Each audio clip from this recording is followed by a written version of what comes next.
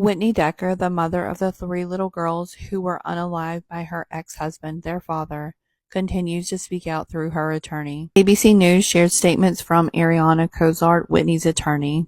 She said, "The courts didn't fail these girls. It wasn't the judge and it wasn't Whitney. It was our system. Whitney feels like the system really let Travis down.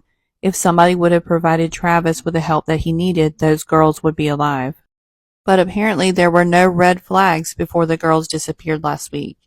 He had some mental health issues and some instability in his life that really led to the restrictions as far as overnight visitation or him taking them out of the area.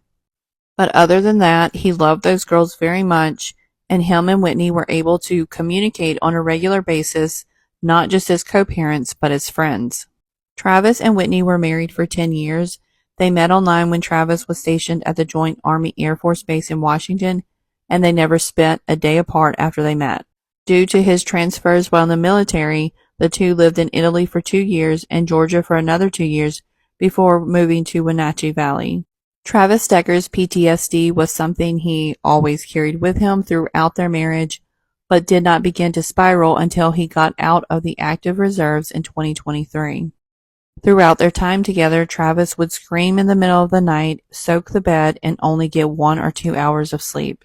It was Travis who initiated ending the marriage in 2023 because he felt like he wasn't worth it.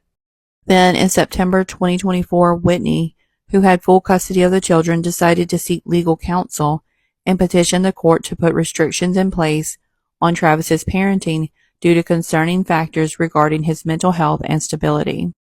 The court granted visitations for Travis to visit the children for 3 hours on Fridays and 8 hours every other weekend, so long as he remained in Wenatchee Valley with the girls.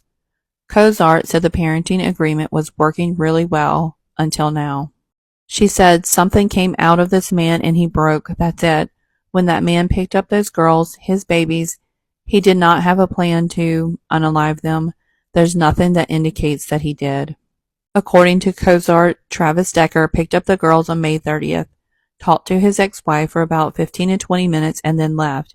He said, "Hey, I will see you at 8 p.m., and he left, and he never came back. Cozart said Whitney emphasizes that Travis never was violent toward her or her daughters, saying that he was an active dad. In the past week, Travis Decker began telling his ex-wife that he had, quote, "nothing except for you and the girls," but that did not raise concern for Whitney. Despite her ex-husband being on the run for unaliving their daughters, Cozart said Whitney has a lot of love and empathy for Travis and who he is in his core.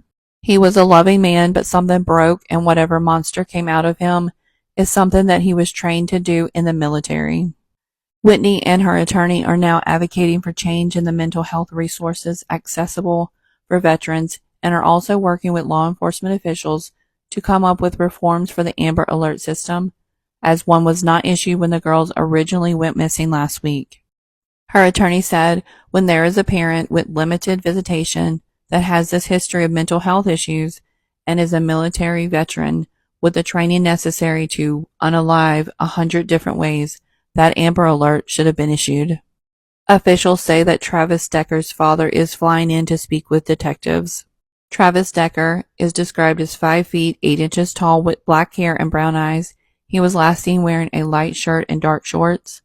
Officials said anyone who has information on Travis or knows of his whereabouts should call 911 immediately.